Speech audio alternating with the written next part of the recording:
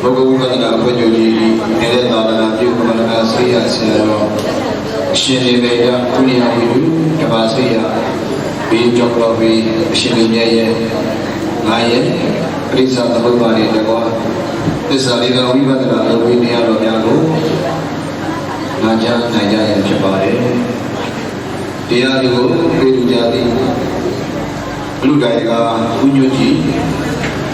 Serabia Kamia Karaga in San Viva Olmayo Nagani Sia Nilo, Ado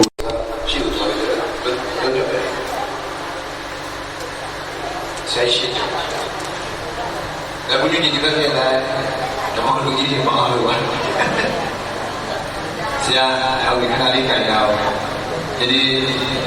Kalau ada dalam kitabnya di video, saya berharap tidak berdunia ini.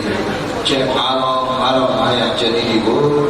saya ingin di video ayat kuda sekarang biwa. Saya ingin. Karena bila ini dari mana? Dari ni yang biasa saja. Saya bila kisah mana soal demokrasi itu biwa. Saya pergi. This summer I saw recently Judo program pada pedane kuda mahu sekian yang dibangun. Pranabi baru bawa.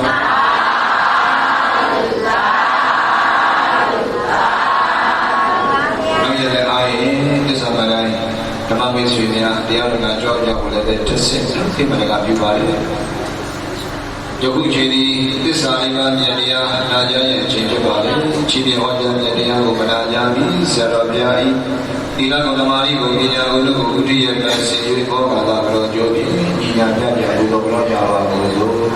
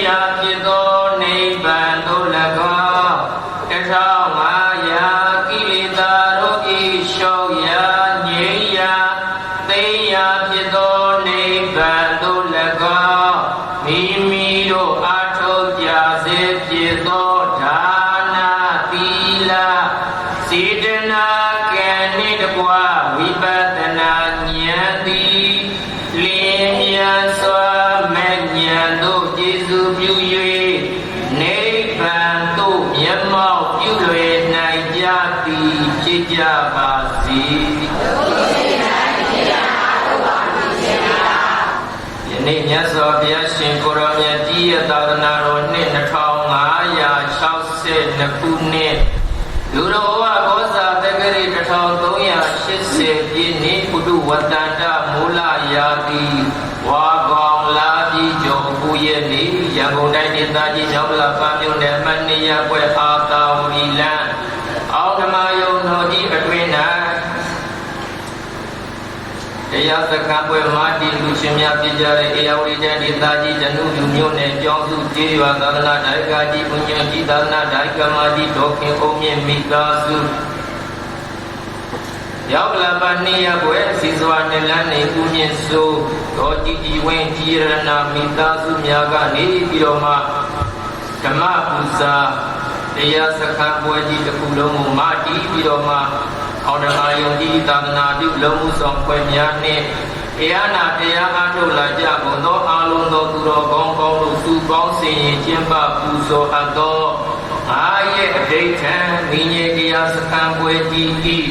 ပထမဦးဆုံးနေ့ရဲ့ညနေပိုင်းဝဲဟောကြားအပ်သောသေနီးတင်တရားတော်ပါတရားပါလေသေနီးတင်လို့အမည်ပေးထားတဲ့တရားတော်ကိုဟောကြားခြင်းနာကြားခြင်းမပြုကြသေးမီအနည်း9ရက်အဋ္ဌံမိညေတရားစကားပွဲကြီးရဲ့အစနေ့လည်းဖြစ်တဲ့အတွက်သူများကနေပြီးတော့မှဒီဓမ္မတနပလင်မောကနေအောင်စုတောင်းကာတာပြီးတပုံနဲ့တရားရှိဖို့ပါမယ်အာလုံးသောတရားဝဲမှာဒီလူရှင်များတရားဝဲတရားအားထုတ်လေရှိကြကုန်သောအာလုံးသောသူတော်ကောင်းပေါင်းတို့ကငါတို့ရဲ့ပူဇာ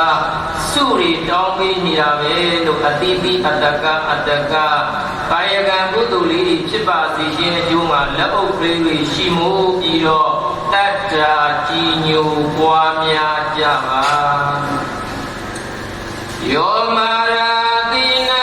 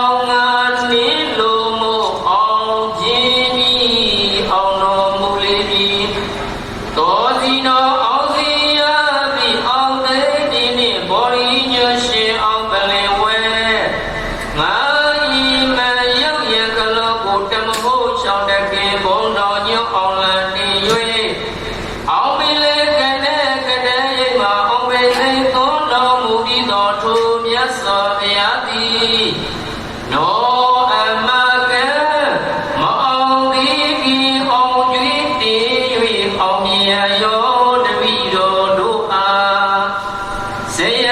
be a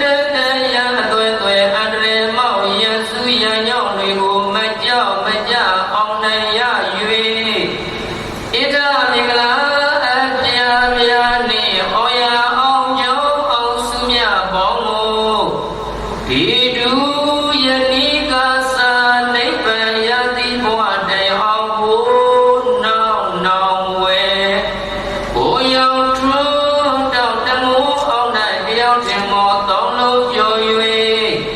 ဘုံဒီသောထောင်ရောင်မိကဲ့သို့မျက်စိစိမ်ပြောင်းပြောင်းကြီးတဲ့အောင်စုကြည်ပိတနာတော်မူအားမြတ်စွာဘုရား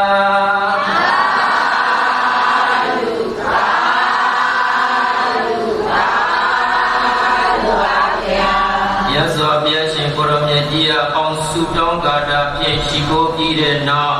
ကျေးဇူးတော်ရှင်အကမပန္တိတမိုးဆရာတော်ဘုရားကြီးရဲ့ဉာဏ်တော်အားပူဇော်တော်အပြင်ဆရာတော်ဘုရားကြီးရေးဆက်ပြီးဂုံးခဲ့သောသစ္စာ၄ပါးပြအလင်းမာဆောင်ဖို့ဖြင့်ဆက်လက်ပြီးတော့ပူဇော်ကြပါကုန်ဥစို့ဖြစ်ပြတမြာသင်္ခါရဒုက္ခသစ္စာမဖြစ်ပြမှုတွင်မာကောင်းခြင်းခင်မင်သမှုရိယမယုံနာအလုံးဖြစ်ပြသောချုပ်ဆုံးနိဗ္ဗာန်မှာချုပ်ဆုံးမှုတွင်ယံတဲ့ဝင်ဤမြင်မဲ့ဟုမှာသာဓုသာဓုသာဓုတရားဝင်တရားအားထုတ်လျက်ရှိကြကုန်သောအာလုံးသောတန္တရဆွေတော်မျိုးတော်ယောဂီပေါင်းသူတော်ကောင်းတို့ယခုချိန်ကစတင်ပြီးတော့ကိုယ်စိတ်နှစ်ပါးဤကျမ်းစွာထားပြီးတော့မိမိတို့လူလားမြတ်တာတဲ့ဣရိယာပုများကိုပြုပြင်ပြောင်းလဲပြင်ဆင်ပြီးတကာလတရားတော်ကိုနာယူမှတ်သားနိုင်ကြပါပြီ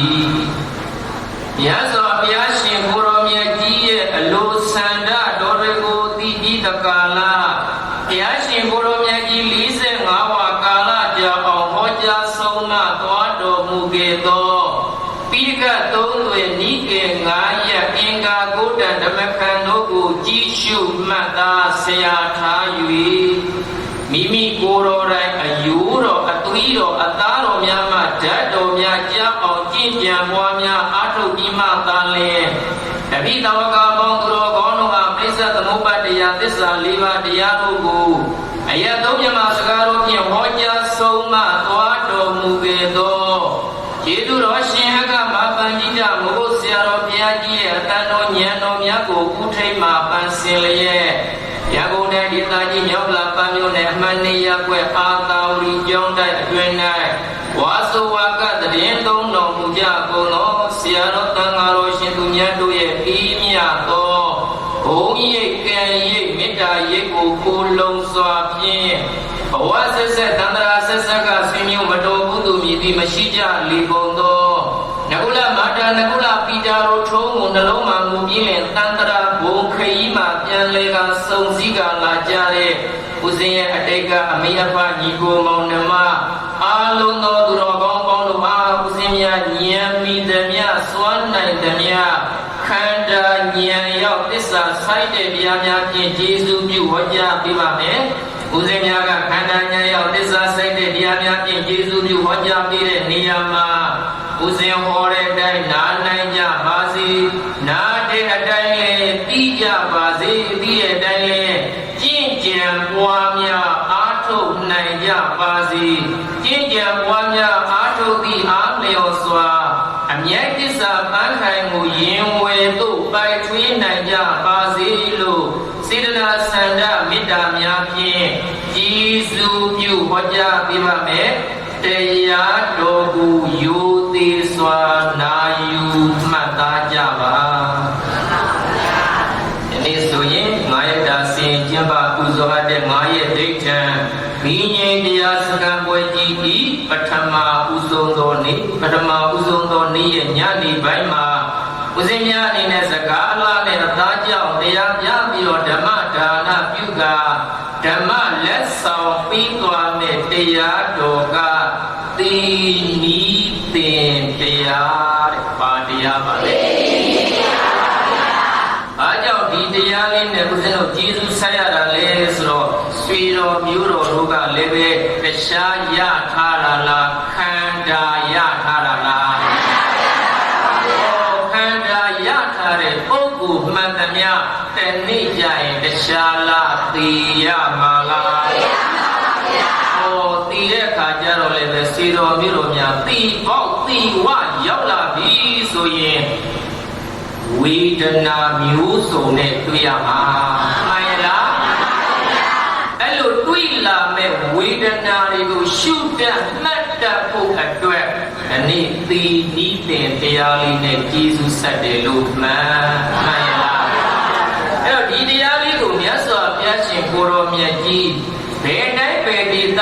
မှာတည်င်းသုံးတော်မူစဉ်ဘု து ကိုအကြောင်းပြုပြီးတော့ဟောခဲ့တာလဲဆိုတော့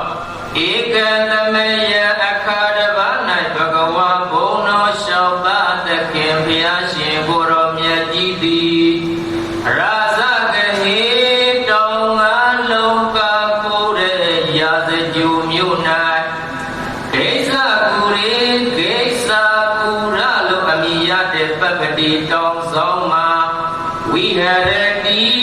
ယပထလီမြတ်ကြီးရွှင်ပြောတည်သုံးစပေတော်မူခဲ့ပါပြီတည်း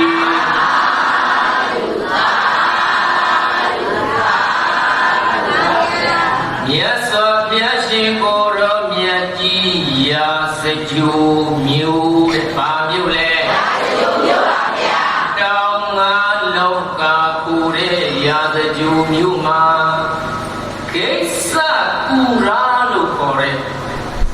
ကိစ္စကိုတောင်ဆောင်မှာတည်င်းသုံးတော်မူနေတယ်အဲ့လိုတည်င်းသုံးတော်မူနေစဉ်ကိစ္စကိုတောင်ဆောင်တဏှာမှာမိမိကိုယ်တိုင်သင်္ကန်းကြောင်းလေးဆောင်းလို့ပြီးတော့မှတရားအားထုတ်နေတဲ့ယဟန်လေးတစ်ပါးရှိတယ်သူရဲ့နာမည်ကဖက်ကုနာမထေဘာမထေလဲဖက်ကုနာမထေပါဗျာ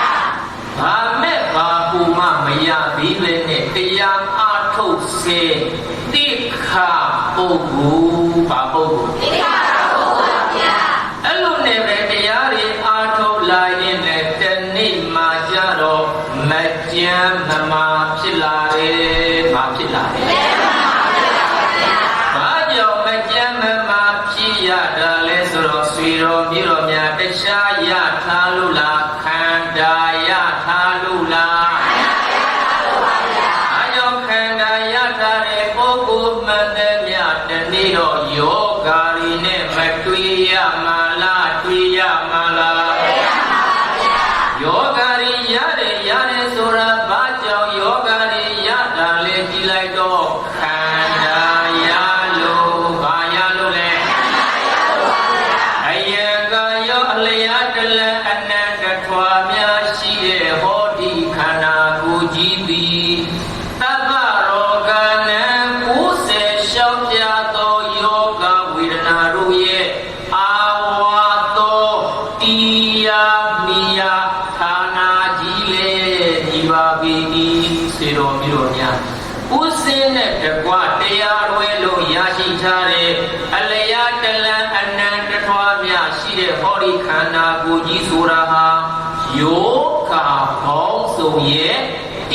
ရားမိယာဌာနာကြီးမှန်ရဲ့လားမှန်ပါဗျာအပြင်ဟရိခန္ဓာကိုယ်ကြီးရှိနေတဲ့မြတ်ကာလပတ်လုံးယောဂါတွေလည်းမရမှာလားရမှာလားရမှာပါဗျာ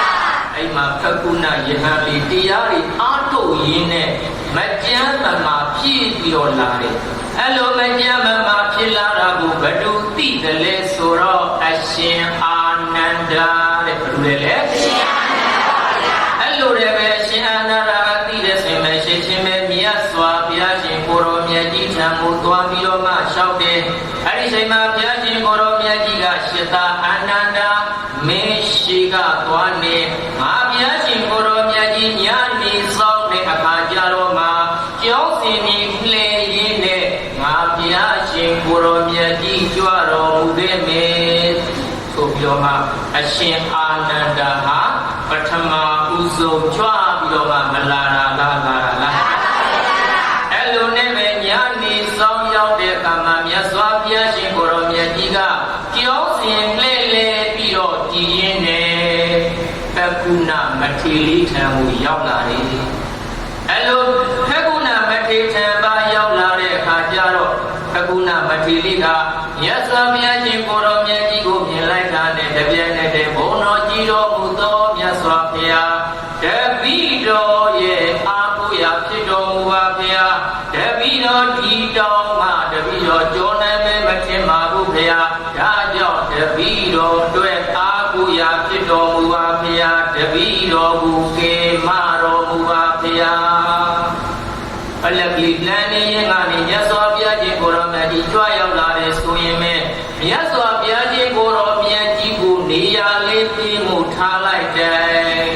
ပြစ်ပြီးတော့လဲကျသွားတယ်အဲ့ဒါကိုမြင်တဲ့အခါမှာဘုရားရှင်ကိုရောမြတ်ကြီးကရှစ်သားဖကုဏမင်းရှမ်းသာသလိုနေပါမင်းကမကြမ်းမမာတဲ့ပုဂ္ဂိုလ်ငါကကြမ်းမာရေးကောင်းနေတဲ့ပုဂ္ဂိုလ်အဲ့တော့ငါဟရိအာနန္ဒာခင်းပြီးထားတဲ့နေရာလေးမှာပဲငါနေပါမယ်ဆိုပြီးတော့မှအရှင်အာနန္ဒာမထေရမြတ်ခင်းပြီးတဲ့နေရာမှာမြတ်စွာဘုရားရှင်ကိုရောမြတ်ကြီးကတည်သုံးနေအရင်သုံးပြီးတော့မှမြတ်စွာဘုရားရှင်ကိုရောမြတ်ကြီးကဖက်ကုဏယဟန်လေးကိုမိတယ်ရှင်သာဖက်ကုဏဝိဒနာတိကကိုဘလို့နေတယ်လဲ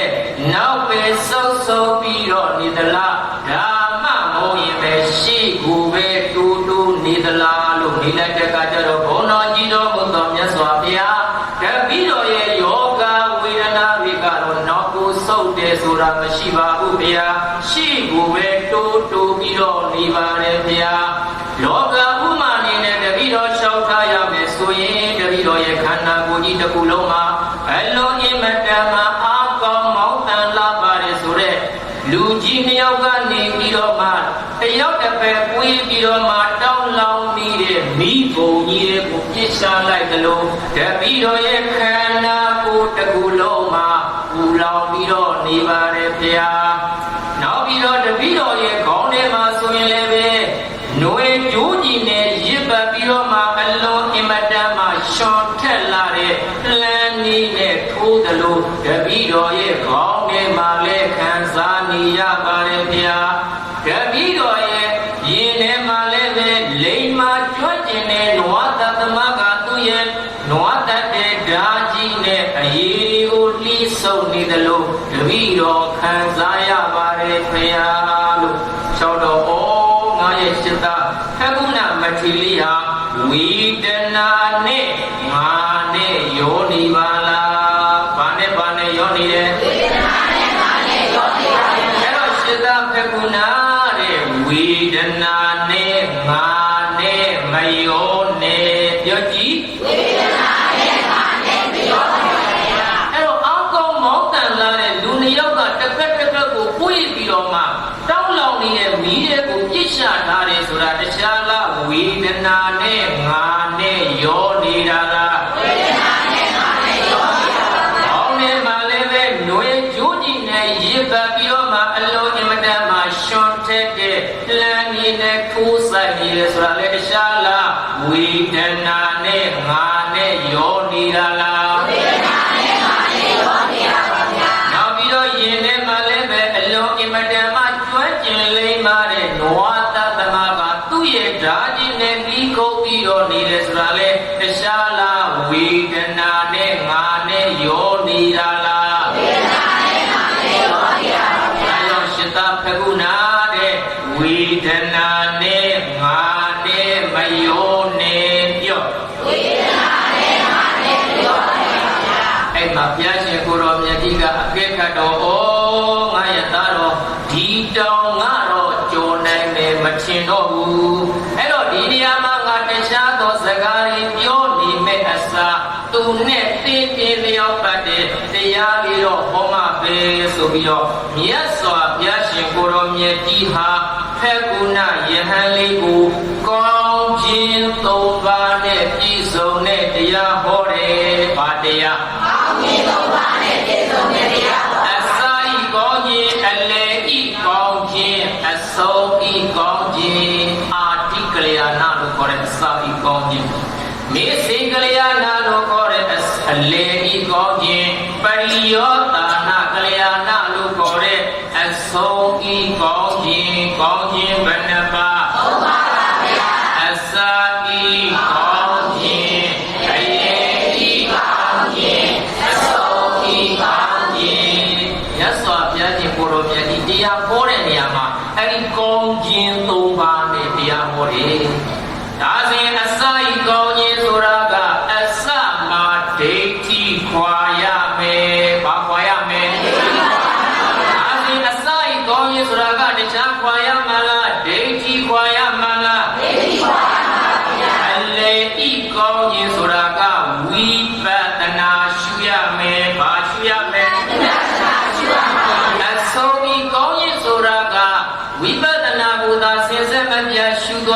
စဉ်တခြားရမလားနိဗ္ဗာန်ရမလား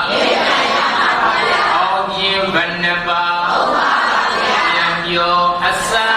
ဤအောင်ခြင်းအရေးဤအောင်ခြင်းအဆုံးဤအောင်ခြင်းအစာဤကောင်းခြင်းဆိုတာတခြားလားဒိဋ္ဌိကိုအသိဉာဏ်နဲ့ပွာရမလားဒိဋ္ဌိကိုအသိဉာဏ်နဲ့ပွာရမလားအရေးဤကောင်းခြင်းဆိုတာကတခြားလားဝိပဿနာလောက်အားထုတ်ရမလားအဆုံးဤကောင်းခြင်းဆိုတာကတခြားရမလားနိဗ္ဗာန်ရမလားနိဗ္ဗာန်ရပါဘူးဒီကြတော့နာရဲဆိုတာငါကနာရလားဝေဒနာလားဝေဒနာပါဗျာခံစားရဲဆိုတာငါကခံစားရလားဝေဒနာကခံစားရလားဝေဒနာငါကခံစားရစဉ်တရားနဲ့ဝေဒနာငါနဲ့ဝေဒနာနဲ့မရောတာလားရောတာလားဒီခံစားတာကငါကခံစားရလားဝေဒနာကခံစားရလားဝေဒနာခံစားရဆိုတာငါခံစားတာမှမဟုတ်ပဲအရှားကခံစားရလားဝေဒနာကခံစားရလားဝေဒနာခံစားရပါဗျာဒိဋ္ဌိကိုအသိဉာဏ်နဲ့ပွာမပြီးရလားပြီးရလား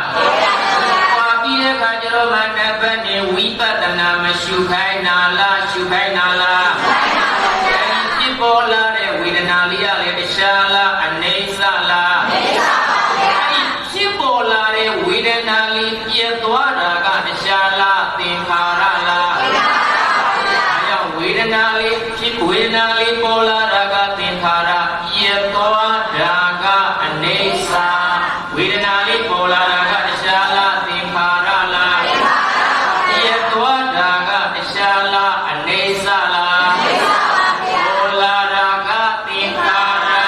ပြည့်သွားတာကအနိစ္စပြောပေါ်လာတာသင်္ခါရပြည့်သွားတာကအနိစ္စအဲ့တော့စေလိုမျိုးတို့များဝိပဿနာရှုတဲ့နေရာမှာအဓိကကစလုံးလေးဟာသုံးလုံးနဲ့ပဲအများကြီးမဟုတ်ဘူးပေါ်တိကျေပြောပေါ်တိကျေဟောပြန်ပြောကြည့်ပါဦးပေါ်တိကျေအဲ့ဒီပေါ်တိပြက်မှာအရေးကြီးတာကအလေကောင်ကတိဆိုတဲ့စလုံးလေးဟာအရေးကြီးတာမှန်ပါရဲ့လားတိဆိုတာကရှိကခန္ဓာလေးပေါ်လာတာလေသိရမယ်အဲ့ဒီပေါ်လာတဲ့ခန္ဓာလေးပြည့်သွားတာလေသိရမယ်မှန်ရဲ့လားမှန်ပါဗျာအဲ့တော့ခန္ဓာလေးပေါ်တာလေသိရမယ်ခန္ဓာလေးပြည့်သွားတာလေသိရမယ်ပေါ်လာတာကသင်္ခါရပြည့်သွားတာကအနိစ္စပေါ်လာတာကသင်္ခါရပြည့်သွားတာကအနိစ္စအဲကြောင့်ဝေဒနာလေးပေါ်တာလေသိရမယ်အဲ့ဒီပေါ်လာတဲ့ဝေဒနာလေးပြည့်သွားတာလေသိရမယ်မှန်ရဲ့လားမှန်ပါဗျာပေါ်တာလေသိမယ်ပြည့်တာလေသိမယ်ဆိုရင်အဲ့ဒါဒီဝိပဿနာဉာဏ်ဘာဉာဏ်လဲဝိပဿနာဉာဏ်ပါဗျာအဲကြောင့်စေတော်မျိုးများဝိပဿနာရှုတဲ့နေရာမှာအရေးကြီးတာကခန္ဓာပေါ်တာလေသိရမယ်ခန္ဓာပြည့်တာလေသိရမယ်ပေါ်တာသိရင်အဖြစ်ကိုသိတဲ့အတွက်ဓမ္မထာအဲ့ဒီပေါ်လာတဲ့ခန္ဓာလေးပြည့်သွားတာကိုသိမှမြင်မှဝိပဿနာမှန်ရဲ့လားမှန်ပါဗျာပူလာတာလေးကပူလာတဲ့သဘောလေးပဲလို့သိရင်ဒါအဖြစ်ကိုသိတဲ့အတွက်ဓမ္မထာပဲရှိတယ်အဲ့ဒီပူတဲ့သဘောလေးပြည့်သွားတာကိုမြင်မှဝိပဿနာမှန်ရဲ့လားမှန်ပါဗျာအဲ့ကြောင့်ဝိပဿနာရှုတယ်ဆိုတာအရှိကံကတော့ဒီသုံးလုံးနဲ့ပဲပေါ်တိပြည့်ပြောပေါ်တိပြည့်ခန္ဓာပေါ်တာလေသိရမယ်ခန္ဓာပြည့်တာလေသိရမယ်ပေါ်တာသိရင်ဓမ္မတာပြည့်တာသိမှဝိပဿနာမှန်ရဲ့လားမှန်ပါဗျာအဲကြောင့်ဝိပဿနာရှုတဲ့အခါမှာအရေးကြီးတာဒီခန္ဓာပေါ်တာသိရမယ်နောက်ပြီးတော့အဲ့ဒီပေါ်လာတဲ့ခန္ဓာလေးပြည့်သွားတာလေသိရမယ်အဲ့တော့ပြိဿသမုပ္ပါဇဝရရာကြည့်လိုက်တော့စေတော်မြေတော်များဟောနေ့အကွက်မှာသလာယတနာဆိုတာမရှိဘူးလားရှိပါတယ်ဗျာသလာယတနာဆိုတာတခြားလားအာယတနာ၆ပါးလားအာယတနာ၆ပါးပြောကြည့်ပါဦး စီတကြီး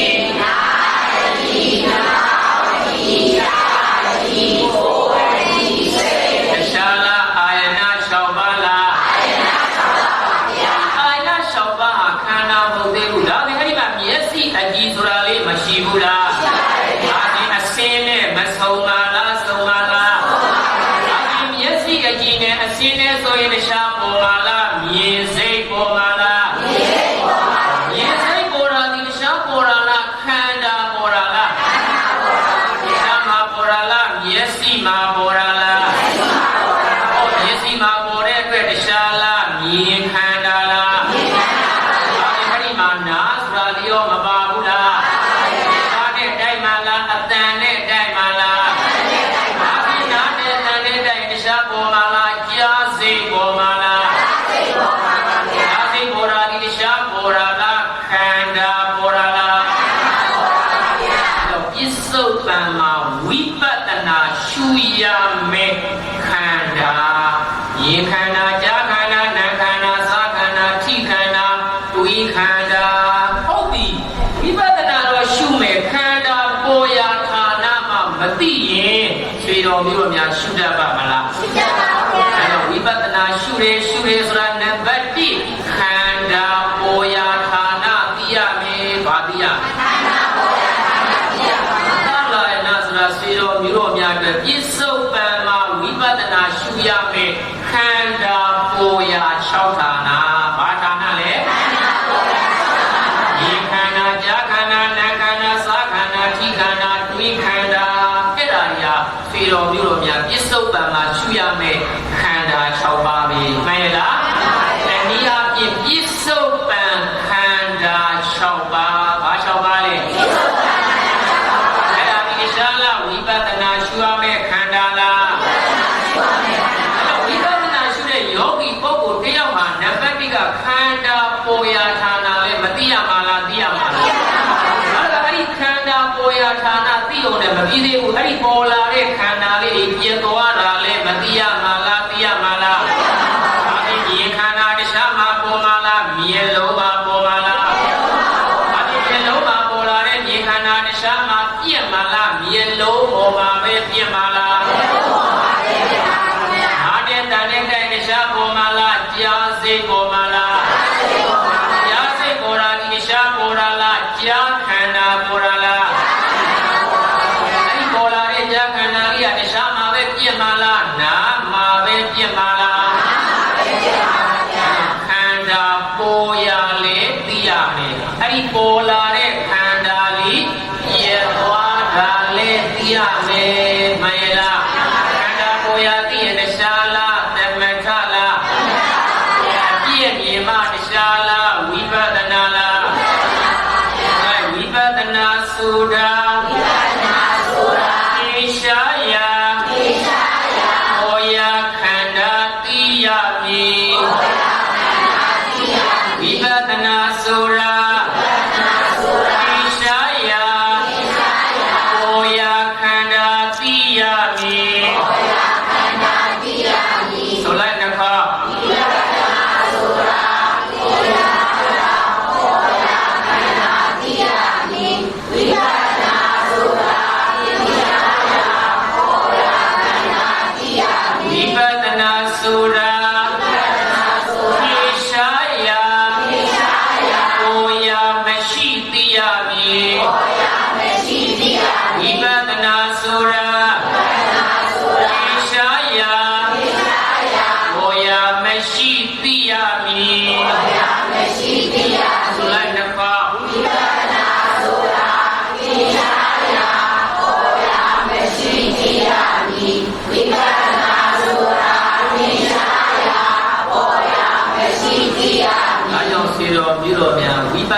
ရှုတယ်ဆိုတာဒီစလုံးလေးသုံးလုံးကအဓိကပဲပေါ်သိရဲ့အဲ့ဒီမှာနံပါတ်အလေကောင်မှသိတာအရေးကြီးဆုံးပဲရှေ့ကခန္ဓာပေါ်လာလဲသိရမယ်ပေါ်လာတဲ့ခန္ဓာလေးပြည့်သွားတာလဲသိရမယ်မှန်ရဲ့လားအဲကြောင့်ပေါ်လာသိရင်သမထပြည့်တာသိမှမှန်ရဲ့လားဝိပဿနာရှုတော့မယ်ဆိုရင်နံပါတ်1ဒိဋ္ဌိကိုအသိဉာဏ်နဲ့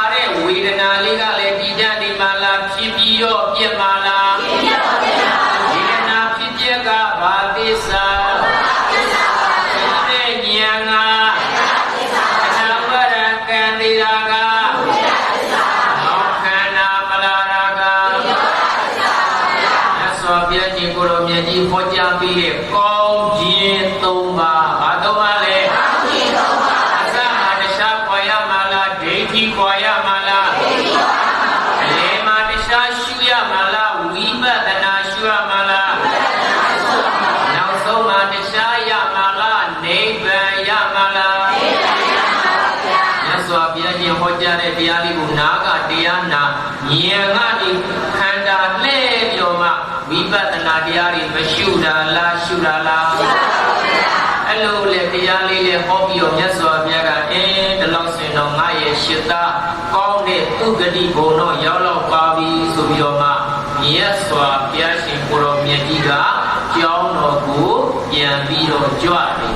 အဲ့လိုနဲ့ပဲမြတ်စွာဘုရားရှင်ကိုရောမြတ်ကြီးကိုကျောင်းတော်ကိုပြန်ကြွလို့မကြာခင်မှာပဲဖက်ကုဏမထေလေးဟာပြန်တော်မူသွားတယ်မှန်ရဲ့လားအဲ့တော့အနိယပါမှာရှိတာကဘယ်သူလဲဆိုတော့အရှင်အာနန္ဒာဝေလေရှင်အာနန္ဒာပါဗျာညာပဲကလေးကိုစောပြီးတော့မသိရင်အိတ်နေတဲ့အတိုင်းပဲခန္ဓာကိုယ်မှာရှိနေတဲ့မျက်စိနားတစ်ကောင်လျာပူလို့ခေါ်တဲ့အိန္ဒြေ6ပါးကလည်းပဲမပြည့်မစည်းပဲနဲ့တကယ်အိတ်နေတဲ့ပုံလေးအတိုင်းပဲပြန်တော်မူတာကိုတွေ့ရတာကြတော့အရှင်အာနန္ဒာကတန်ဟန်တပေါ်ဖြစ်ပြီးတော့မှမြတ်စွာဘုရားရှင်ကိုရောမြတ်ကြီးကိုသွားပြီးတော့၆တယ်အဲ့တော့ရှင်သာအာနန္ဒာငါရဲ့သားတော်သက္ကုဏမထေလေးဟာသီရာပုတ်ဘူးပြန်တော်မူတာမဟုတ်ဘူးတဲ့သူ့ရဲ့ကိလေသာတွေပြီးသွားတာဘာပြီးသွားတာလဲကိလေသာတွေပြီးသွားတာငါဘုရားရှင်ကိုရောမြတ်ကြီးဟောကြားတဲ့ကောင်းခြင်း၃ပါးနဲ့ပြည့်စုံတဲ့တရားတော်ကိုနာကြားလိုက်တဲ့အတွက်ရှင်သာဖက်ကုဏဟာသောတာပန်သက္ကရာကံကနေတဆင့်တက်ပြီးတော့အနာဂံတိပြီးတော့သွားတာဘာသွားတာလဲအနာဂံတိပြီးတော့သွားတာကောင်းခြင်း၃ပါးနဲ့ပြည့်စုံတဲ့မြတ်စွာဘုရားရှင်ကိုရောမြတ်ကြီးရဲ့တရားလေးကိုနာကြားပြီးတော့မှနာကတရားနာဉာဏ်ကခန္ဓာလက်ပြီးတော့ရှုမှတ်ပွားများအားထုတ်လိုက်တာဖက်ကုဏယဟန်လေးဟာအနာဂံကြောက်ပြီးပြီးတော့မှမသွားတာလားသွားတာလားအဲ့ကြတော့မှမြတ်စွာဘုရားရှင်ကိုရောမြတ်ကြီးကရှင်သာအာနန္ဒာမင်းတို့လည်းဘာမှမသိချသေးပါလားအဲ့တော့ငါရဲ့ရှင်သာငါရဲ့သားတော်ဖက်ကုဏယဟန်ဟာသိတယ်ဆိုတာဟာကိလေသာတွေသိသွားတာဘာတွေသိသွားတာလဲအဲ့တော့မင်းတို့လည်းဘာမှမသိသေးဘူးတန်တန်ရှင်သာအာနန္ဒာသံဃာဒီအာလုံးစုဝေးလိုက်ကြဘာတွေစုဝေးလိုက်ကြအဲ့တော့သံဃာဒီအာလုံးစုဝေးခံပြီးတော့မှမြတ်စွာဘုရားရှင်ကိုရောမြတ်ကြီးကအဲ့ဒီမှာသီနီးသင်တရားဟောတယ်ဘာတရားဟောသီနီးတရားဟောတယ်အဲ့တော့သီနီးသင်တရားဟောတဲ့အခါမှာနံပါတ်1သီနီးကမြတ်စွာဘုရားရှင်ကိုရောမြတ်ကြီးကိုယ်တိုင်လည်းကြွတော်မူလာတယ်ကြွလာတော်မူတဲ့မြတ်စွာဘုရားရှင်ကိုရောမြတ်ကြီးကကောင်းခြင်း၃ပါးနဲ့ပြည့်စုံတဲ့တရားကိုဟောတယ်ဘာတရားဟောလဲကောင်းခြင်း၃ပါးနဲ့ပြည့်စုံတဲ့တရားဟောအစာဤကောင်းခြင်းရေဤကောင်းခြင်းအဆုံးဤကောင်းခြင်းအစာဤကောင်းခြင်းဆိုတာကတရားခေါ်ရမှာလားဒိဋ္ဌိခေါ်ရမှာလားဒိဋ္ဌိခေါ်ရမှာပါအလေဤကောင်းခြင်းဆိုတာကတရားရှုရမှာလားဝိပဿနာရှုရမှာလားဝိပဿနာရှုရမှာပါအစဉ်အဆုံးမှာတရားရမှာလားနိဗ္ဗာန်ရမှာလားနိဗ္ဗာန်ရမှာပါအဲကြောင့်နံပါတ်1သီနိသေတရားကမြတ်စွာဘုရားရှင်ကိုရောမြတ်ကြီးကိုယ်တိုင်ကြွပြီးတော့မလာဘူးလားမှန်ပါဗျာမြတ်စွာဘုရားရှင်ကိုရောမြတ်ကြီးကိုယ်တိုင်ကောင်းခြင်း၃ပါးနဲ့ပြည့်စုံတဲ့တရားကိုမဟောဘူးလားဟောပါဗျာအဲ့လိုမြတ်စွာဘုရားရှင်ကိုရောမြတ်ကြီးကိုယ်တိုင်လည်းကြွလာတယ်မြတ်စွာဘုရားရှင်ကိုရောမြတ်ကြီးဟောကြားထားတဲ့ကောင်းခြင်း၃ပါးနဲ့ပြည့်စုံတဲ့တရားလေးကိုနာကြားပြီးတော့ရှုမှတ်ပွားများအားထုတ်လိုက်မယ်ဆိုရင်သောတာပန်သက္ကရာကံအနာဂံပြောကြည့်ပါသောတာပန်သက္ကရာကံအနာဂံပြောအောင်မဖြစ်နိုင်တာလားဖြစ်နိုင်တာလားဖြစ်နိုင်ပါဘူးဘုလိုကျမ်းမာကြီးကောင်းနေတဲ့အချိန်တုန်းက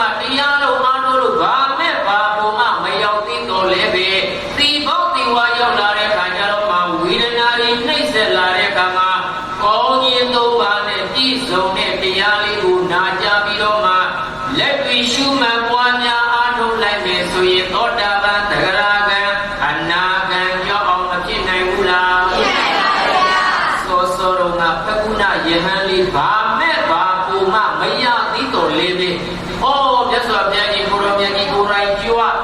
ပြီးတော့မှမြတ်စွာဘုရားကြီးကိုရောမြတ်ကြီးကောင်းခြင်းသုံးပါးနဲ့ပြည့်စုံတဲ့တရားလေးကိုဟောအဲ့ဒီဟောတဲ့တရားလေးကိုနားကတရားနာဉာဏ်ကခန္ဓာလေးပြီးတော့မှရှုမှတ်ပွားများဆင်ခြင်လိုက်တာအနာဂံပြီးတော့မသွားဘူးလားနံပါတ်1သီနီးတင်တရားကတော့မြတ်စွာဘုရားရှင်ကိုရောမြတ်ကြီးကိုယ်တိုင်လေကြွားရမယ်ကြွားလာတဲ့မြတ်စွာဘုရားရှင်ကိုရောမြတ်ကြီးကလည်းကောင်းခြင်းသုံးပါးနဲ့ပြည့်စုံတဲ့တရားမဟောမာလားဟောမာလားဟောပါဗျာအဲ့ဒီတရားလေးတွေကိုနာယုံမှတ်သားပြီးတော့မှကြိုးစားပွားများအားထုတ်လိုက်မယ်ဆိုရင်သောတာပန်သဂရကံအနာကံကြောက်အောင်မဖြစ်နိုင်တာလားဖြစ်နိုင်တာလားဟောနံပါတ်2သီနိသင်တရားကတော့မြတ်စွာဘုရားရှင်ကိုရောမြတ်ကြီးကြွားပြီးတော့မလာဘူးလေမှန်ရဲ့လားဘယ်လိုကြွားလာလဲဆိုတော့မြတ်စွာဘုရားရှင်ကိုရောမြတ်ကြီးရဲ့တပည့်သံဃာတပါးပါကြွားလာတယ်အဲ့ဒီကြွားလာတဲ့သံဃာတော်ရှင်သူမြတ်ကလည်းကောင်းခြင်းသုံးပါးနဲ့ပြည့်စုံတဲ့တရားကိုဟောတယ်ဘာကိုဟောတယ်ကောင်းခြင်းသုံးပါးနဲ့ပြည့်စုံတဲ့အဲ့ဒီသံဃာတော်ရှင်သူမြတ်ဟောပြီးတဲ့ကောင်းခြင်းသုံးပါးတရားကိုနာကတရားနာဉာဏ်ကခန္ဓာလဲရှုမှတ်ပွားများအားထုတ်လိုက်မယ်ဆိုရင်သောတာပန်သဂရကံအနာကံကြောက်အောင်မဖြစ်နိုင်ဘူးလားဖြစ်နိုင်ပါဗျာဟိုနံပါတ်3ကျတော့မြတ်စွာဘုရားရှင်ကိုရောမြတ်ကြီးလေကြွမလားတန်ဃာတော်ရှင်သူများလေကြွမလားမင်းနဲ့မိမိကိုယ်တိုင်ဘုလိုကျမ်းမာရေးကောင်းနေတဲ့အချိန်တုန်းကလိလာနာယူထားတဲ့သီနိသင်တရားလေးကိုရှုမှတ်ပွားများဆင်ခြင်ပြီးတော့အားထုတ်လိုက်မယ်ဆိုရင်လည်းပဲသောတာပန်သဂရကံအနာကံကြောက်အောင်မဖြစ်နိုင်တာလားဖြစ်နိုင်တာလားအဲ့တော့စီတော်မျိုးတော်များအဲ့ဒီသီနိသင်တရားသုံးပါးတည်းမှာစဉ်းစားနံပါတ်1ကမြတ်စွာဘုရားရှင်ကိုရောမြတ်ကြီးကိုယ်တိုင်လေးကြွားရမယ်မြတ်စွာဘုရားရှင်ကိုရောမြတ်ကြီးကိုယ်တိုင်လေးကောင်းခြင်းသုံးပါးနဲ့ပြည့်စုံတဲ့တရားကိုဟောရမယ်အဲ့ဒီတရားလေးကိုလိလာမှတ်သားနာယူပြီးတော့မှကြိုးစားပွားများအားထုတ်လိုက်ပြီဆိုရင်သောတာပန်သရကံအနာကံကြောက်အောင်မဖြစ်နိုင်ဘူးလားဖြစ်နိုင်ပါဗျာဒါပေမဲ့မြတ်စွာဘုရားရှင်ကိုရောမြတ်ကြီးမရှိတော့တဲ့အတွက်နံပါတ်1နီးကလည်းပဲမိမိတို့အတွက်အသုံးဝင်မှာပုံမလားမှန်ပါဗျာဒီလိုစီတော်တို့ပြန်နံပါတ်2က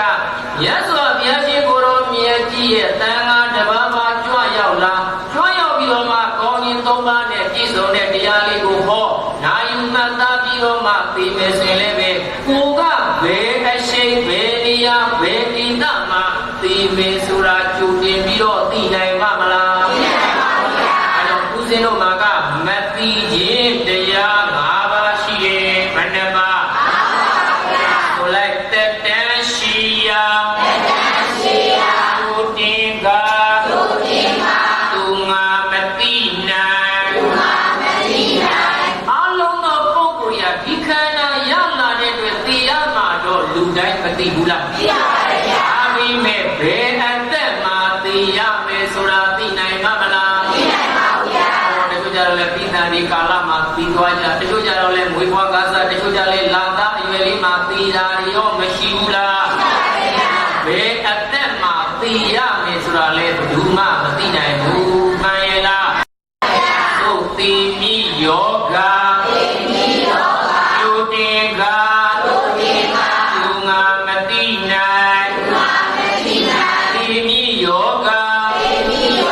ယုတင်ကသူငါမသိနိုင်ဒီတို့နဲ့ပဲသိလားစီတို့နဲ့ပဲသိလားလိချလို့ပဲသိလားအစရှိတဲ့ဘယ်လိုယောဂနဲ့သိရမယ်ဆိုတာကိုသိနိုင်မှာမလားသိနိုင်ပါဘူးဗျာဟောနောက်ပြီးတော့ဆိုလိုက်သိမိရှိန်ခါသူတင်ကသူငါမသိနိုင်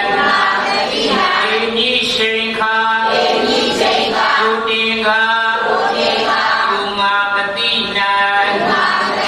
နေပဲသိလားနေပဲသိလားညပဲသိလားညဦးရပဲသိလားသဘောရပဲသိလားမိုးတော့ရပဲသိမလားဒါကိုသိနိုင်မှာမလားသိနိုင်ပါဘူးဗျာဆိုလိုက်သိချိုင်းနေရသူတင်က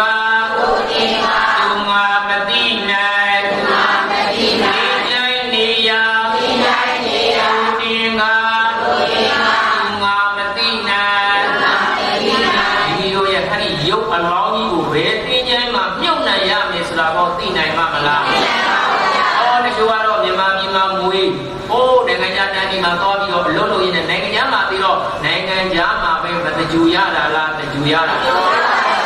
မိမိတို့ရဲ့အဲ့ဒီယောလောကြီးဘယ်သိနိုင်ဘယ်နေရာမှာတကြူရမယ်ဆိုတာလည်းမသိနိုင်ဘူးဟုတ်ရဲ့လားဒါကြောင့်ဘုရားသခင်နဲ့နိဗ္ဗာန်မှာမရောက်သေးဘူးဘုထုစဉ်ဘဝနဲ့မှာတည်သွားကြမယ်ဆိုရင်ဂတိကလည်း၅ပါးရှိသေးတယ်ဟုတ်ရဲ့လားသို့ဂတိလာယတို့တင်ကသူငါမသိနိုင်ဂတိလာယ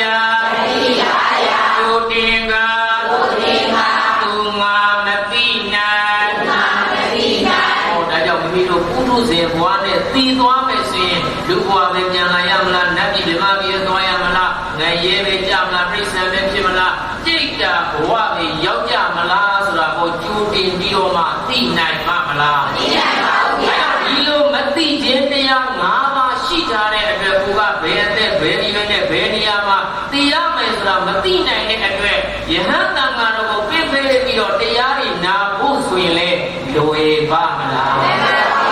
အပြင်ဆွေတော်မျိုးတော်များအတွက်ဘယ်ပေအားကိုရမှာဒီနံပါတ်3ဘာလဲလဲ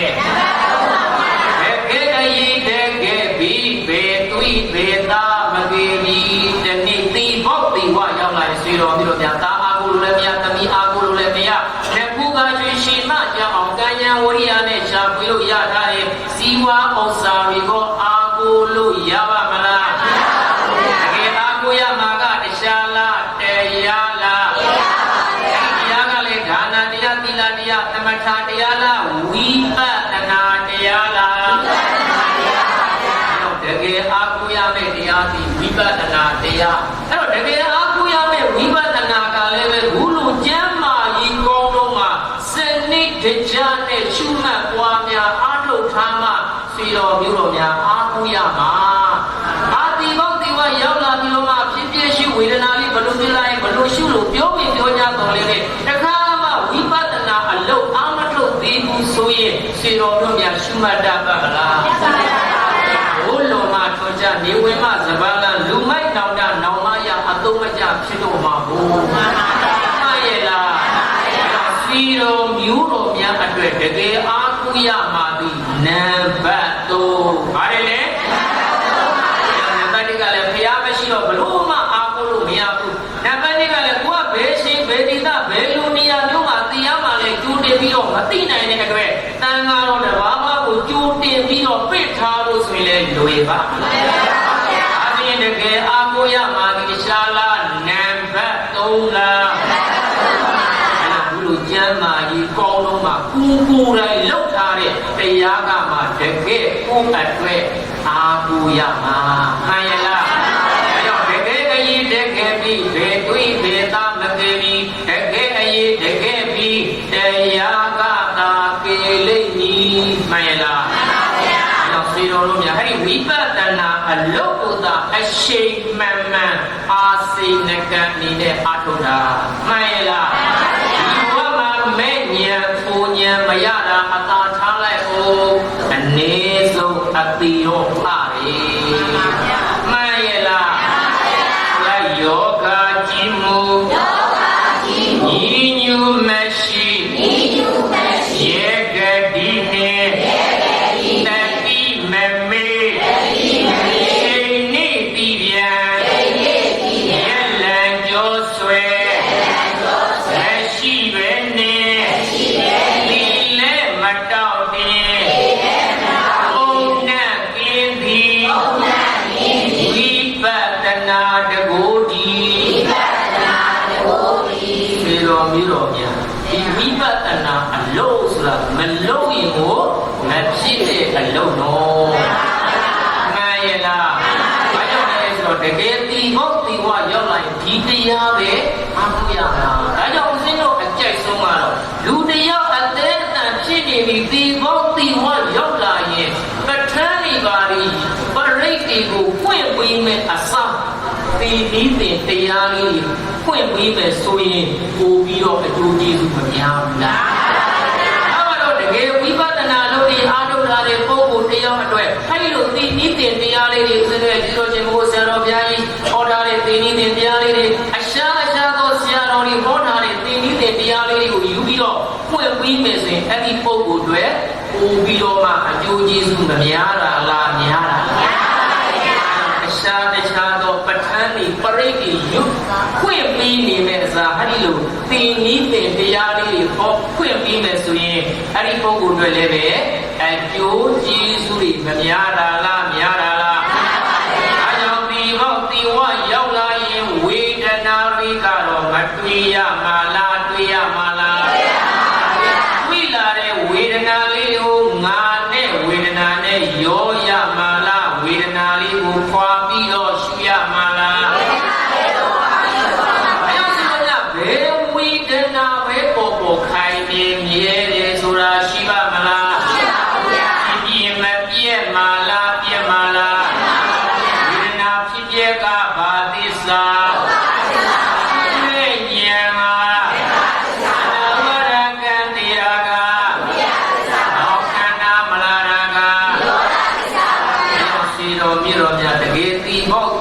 ရောက်လာရင်အာဘွားမှာဒီနံပါတ်3သီနီးတင်တရားမှတ်ရလားမှန်ပါဗျာခုလိုဝိပဿနာလုံးအားထုတ်တဲ့အချိန်ကျမ်းမာရေးကောင်းတော့မှအားထုတ်နေတဲ့အချိန်မှာဘာမဲ့ဘာပုံမှမရောက်သေးတော့လည်းပဲစီတော်ပြုတော်များအဲ့လိုဒီဘောက်ဒီကွာရောက်လာတော့မှကိုယ်တိုင်ရှုမှတ်ပွားများအားထုတ်လိုက်မယ်ဆိုရင်လည်းပဲသောတာပန်သက္ကရာကံအနာကံကြောက်အောင်မဖြစ်နိုင်တာလားဖြစ်နိုင်တာလားတော်မြတ်စောစောကဖက်ခုနယဟန်လေးကျမ်းမာရင်ကောင်းတော့ကသူတရားတွေအားထုတ်တာပဲဒါပေမဲ့ဘာမဲ့ဘာပူမှမရဘူးသို့တော်လည်းပဲတီကောတီဝါရောက်မနာမကျမ်းဖြစ်တဲ့အခါကျတော့မှမြတ်စွာဘုရားကြီးကိုတော်မြတ်ကြီးရဲ့တရားလေးတွေကိုနာယူမှတ်သားပြီးတော့မှနာကတရားနာဉာဏ်ကခန္ဓာလက်ပြီးတော့ရှုမှတ်ပွားများအားထုတ်လိုက်တာသောတာပန်သက္ကရာကံအနာကံကြောက်အောင်မဖြစ်နိုင်တာလားဖြစ်နိုင်တာလားဝိပဿနာတရားဆိုတာအတိလှတဲ့တရားဘာတရားလဲတရားကြောင့်ယောဂကြီးမူညီညူမရှိဘလောက်ပဲယောဂကြီးစက်တော့နေစေအဲ့ဒီတကယ်ဝိပဿနာအလုပ်သာဆွဲမြဲအားထုတ်တာညီရတယ်ဆိုတာမရှိဘူးလေမှန်ရလားဘလောက်ဝိဒနာကြီးစက်တော့နေစေကိုယ့်တရားကကိုယ့်ကိုဆောင်ထားတာမှန်ရလားညီညွတ်မရှိမြေကတိနေလက်တိလဲမြေဦးဇင်းတို့ကုသဇင်ဘဝဆိုတာဆွေတော်မျိုးတော်များကတိမြေကိုထုံးစံမရှိဘူးအနည်းဆုံးသောတာပန်ဖြစ်မှကတိဆိုတာကမြေတာဒါကြောင့်ဒီဝိပဿနာလုံးအားထုတ်တဲ့ပုဂ္ဂိုလ်များအတွက်အားရစရာကောင်းတာကကတိမြေတယ်ဘာကတိမြေတာလဲဆိုရင်သူကတိမြေတာဘာကတိမြေတာလဲကတိမြေတာယောဂကြီးကိုညီညွတ်မရှိမြေကတိနေတတိမမေ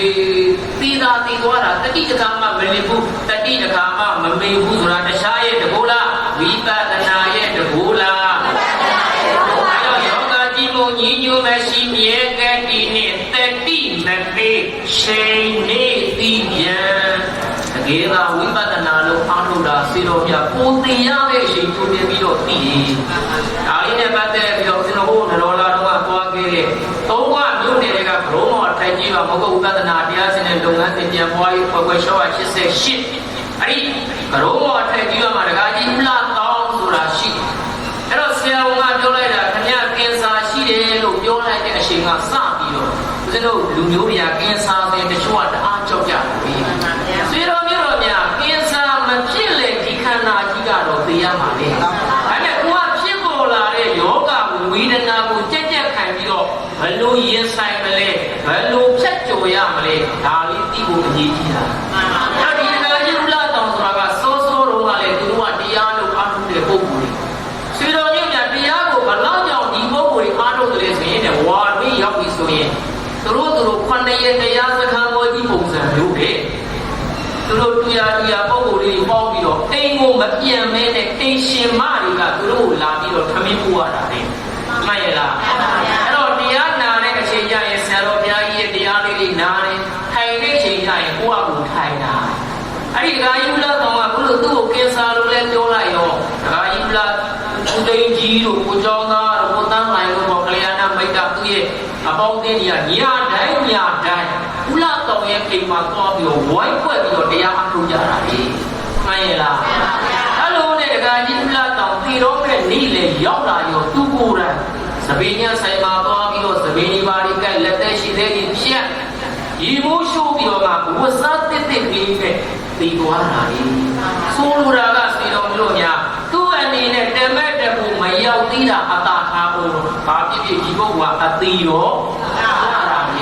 အဲ့တော့လောကကဟိုလူတယောက်တည်းကားစီ50 60နဲ့လိုက်ပို့တာကိုဒီဟာအတိလာလိုက်တာအတိကောင်းလိုက်တယ်ဆိုတာကဒါကလောကအနေနဲ့ပြောတာတကယ်တမ်းတရားသဘောနဲ့ကြည့်တယ်ဆိုတာဒီလိုပုဂ္ဂိုလ်ကမှတကယ်အတိလာတယ်လို့ခေါ်တာနောက်ပြီးတော့သင်သွားတဲ့ဘုံကျက်တူကြီးကဒါကကြီးဥကျင်လာရဲဆိုတာယောဂစဖြစ်တဲ့အချိန်ကစခန္ဓာကိုယ်ကပွေးနေတာလေဖြောင်းလို့ကိုမရဘူးလေအဲ့တော့သူ့ရဲ့အကူတောင်းမှာဟာငါရဲ့ဒီတော့ဒီတိုင်းနေတာသိသွားတော့ဒုက္ခရောက်မှာပဲအဖောင်းနဲ့တော်မှာဘလို့ထဲလို့ရမှာလဲညတော်မှာကွေးကွေးလေးသိရတာလေအဲ့လိုနဲ့ပဲစေတော်မြတ်တကယ်တကယ်လဲသိသွားရောဆန့်လို့ရနေတယ်လက်ကလေးတွေဆိုရွှေ့လို့ပူလို့ရနေတယ်ဆိုလိုတာကတကယ်သာတရားလို့တာတရားကသူ့ကိုဆောင်းသွားတာဒါရီကပုံမြင်ပုံတကယ်လက်တွေ့ပြီးမှန်လားကိုကယုံကြည်ကြည်နဲ့ရုပ်ကိုပဲအရေးကြီးတယ်မှန်လားရှိန်နေပြီးပြန်တီလဲမတောင့်တင်ဦးဇင်းတို့လူဆိုတာကသိရင်ပြီးဆက်ပြီးတော့တောင့်တင်သွားတာဒါပေမဲ့ဟဲ့ဝိပဿနာလို့အားထုတ်ထားတဲ့ပုံစံကြတော့ငြင်းငင်းသာသာပျော့ပျော့ပြောင်းပြောင်းလေးနဲ့သိရတယ်အဲ့ဒါမှတကယ်အသိကောင်းတယ်လို့ခေါ်တာတီလဲမတောင့်တင်ပုံကန့်တင်သည်ဘာစီပါနဲ့မှထူထားစရာမလိုဘူးသူလောက်ထားတဲ့တရားကသူ့ကိုဆောင်းသွားတာပဲဗျာ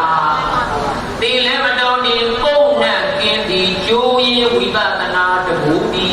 ဒါကြောင့်ဝိပဿနာအလုပ်ဆိုတာမဖြစ်မနေလုပ်ရမယ့်အလုပ်ဆိုတာအမှန်လားအရာကိုပြောတာဘာကြောင့်လဲဆိုတော့ဝိပဿနာအလုပ်ဆိုတာကအတိလှတဲ့အလုပ်ဘာလို့လဲဒါနာတိလသမထဆိုတာကအနိလမေဝိပဿနာအလုပ်ကအတိလှမေဒါကြောင့်အနိလဖို့အတွက်ကြအထုတ်ဖို့ကိုဒါနာတို့တိလတို့သမထတို့ဒီထုံးနေတာကအနိလကိုဒါပေမဲ့အနိလတိုင်းလည်းပဲစီတော်များအတိကမလာဘူးနော်အဲတော့အတိလဖို့ဆိုတော့ဝိပဿနာလို့အားထုတ်ဖို့ဝိပဿနာလို့အားထုတ်ရင်အတိမလာတာလားဟဲ့ကုနာကတာရကပြသွားတာပဲအနာဂတ်ဖြစ်သွားပြီဆိုတော့သူအတိလိလာသွားပြီဘို့သောသောပိုင်းတော့ဘာမဲ့ဘာဘူးမှမရပဲနဲ့ဒီဘောက်ဒီဝါရောက်လာတဲ့ခါကျမှတရားရှိခိုးတော်များကြီးဟောကြားတဲ့တရားလေးကိုနာယူမှသားပြီးတော့မှရှိမှပွားများအားထုတ်လိုက်တာဟောအနာဂတ်ဖြစ်သွားပြီဆိုတော့အတိမလာတာလားမှားတာလားဒီလေမမြဲတာလားမြဲတာလားမြဲပါဗျာအလုံးစုံဆွေတော်မျိုးတော်ယောဂီကုတော်ကောင်းများနေတဲ့တကယ်အားကိုးရမှာဒီတရားလားနံပါတ်3တီဒီလားဒီညမှာတော့မြတ်စွာဘုရားရှင်ကိုရောမြတ်ကြီးကသိနီးတင်တရားဘယ်နှပါဟောတာလဲဆိုတော့6ပါဟောတယ်ဘယ်နှပါဟောတယ်အဲဒီ6ပါထဲမှာအနာဂံသိနီးက3ပါနဲ့ပုထုဇဉ်သိနီးက3ပါဘာ3ပါလဲ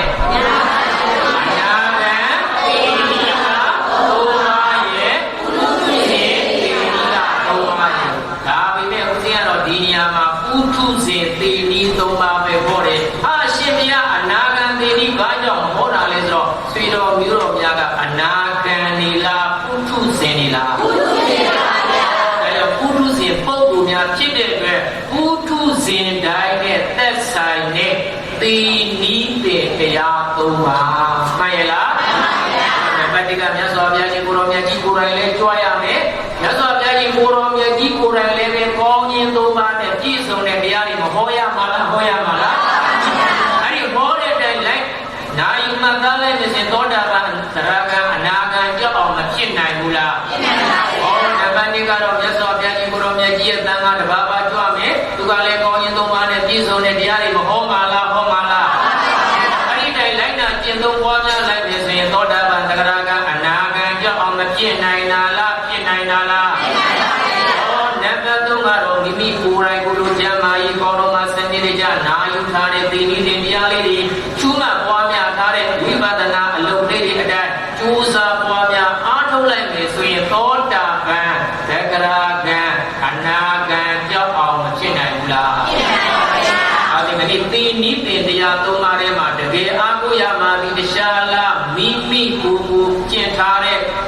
တရားလား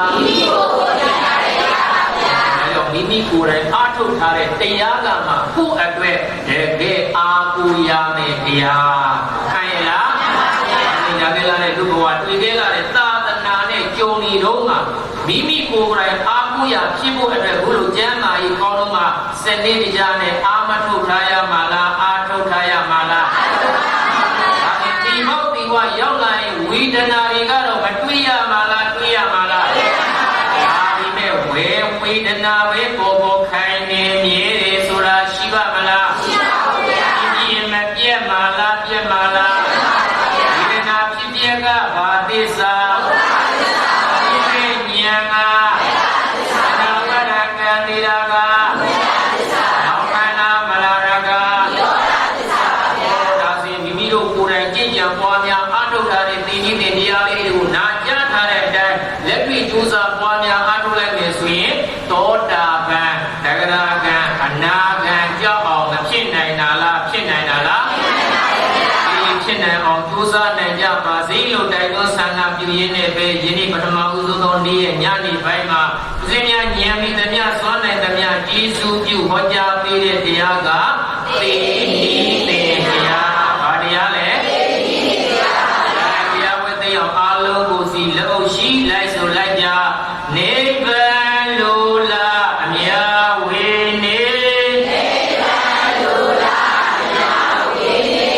ဤပြည့်တရားရှုပွားကနေဤပြည့်တရားရှုပွားကနေယုတိလေးစားရှုအားကိုနေယုတိလေးစားရှုအားကိုနေနိဗ္ဗာန်နဲ့ဆံမြတ်နိုင်ပါစေတရားလိုကြဓမ္မထွေထွေတရားလိုကြဓမ္မထွေထွေတရားတော်ကြီးဟောနိမံပေတရားတော်ကြီးဟောနိမံပေယုံကြည်စိတ်ရှာရှုကြပါလေယုံကြည်စိတ်ရှာရှုကြပါလေအကျိုးမယုံမိုးဖို့တရားမီအကျိုးမယုံမိုးဖို့တရားမီဤမိနာပုညကာမေနာတုခိတာမောဒတာရောတိကံပမောထာနိဗ္ဗာနံပကနာစီနာသာသနာသာရောနှလုံးပြောပြောသူတော်ကောင်းတို့ဒုံမီတရားနာပိဋကပေါင်းသင်သူတော်ကောင်းတို့သည်ဣမိနာပုညကာမေနာတိနိသင်တရားလို့မြည်ပေးထားတဲ့တရားတော်ကိုယောတိသောနာကြကြရတဲ့ဓမ္မသဝနာကုသိုလ်ကစေနာကြောင့်တုခိတာကိုစိတ်နှပြကျမ်းမာချမ်းသာခြင်းရှိကြကုန်သည်ဟောတာဖြစ်ကြပါစေကုန်သတည်းဇီနာသာသနာဒီဝပုဒ္ဒါစသည်ပြမငါးပါးကိုဒုက္ခမဆောင်ကျိုးမနှောင်မဲ့အလွယ်တကူအောင်မြင်တော်မူသောမြတ်စွာဘုရားရှင်ကိုရောမြတ်ကြီးရဲ့သာသနာတော်မြတ်ကြီးကိုပဲ့ကေနာထဣစယာဓမ္မနထာနာကိုဖြင့်ရှိမြောက်ထောက်ပံ့နိုင်ကြပါစေကုန်သတည်းနိဗ္ဗာန်နဲ့ဒုက္ခခတ်သိမ်းချုပ်ငြိမ်းရာမြတ်နိဗ္ဗာန်ကိုဒီကံမကြာစီရခဏတွင်ချက်ရှိသာလင်ပပောဓရောက်နိုင်ကြပါစေကုန်သတည်းပပောဓမြင်နိုင်ကြတိုင်းနာနိုင်စာတိုင်းခြိတိုင်းတွေ့တိုင်းကြည်တိုင်းပြတိုင်းတို့၌တကယ်ထင်ရှားရှိနေတဲ့ယုံနဲ့ဓမ္မသဘာဝတရားတွေကိုမပြတ်ရှုမှတ်ပွားများအားထုတ်ကြခြင်းဖြင့်ဝိပဿနာဉာဏ်စစ်စစ်တကြပြီးလင်မဉဏ်ပူဉဏ်ဖြင့်သိမြင်ဆက်ရောက်ယမပြုနိုင်ကြပါစေကုန်သတည်း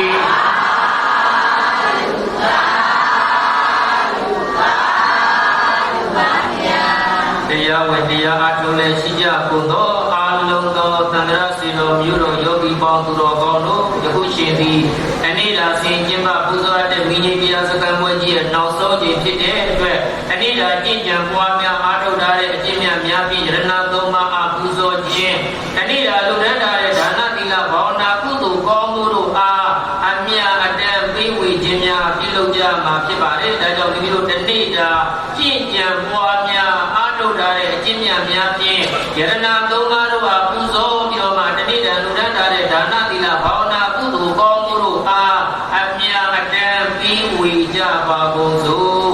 ဤမာ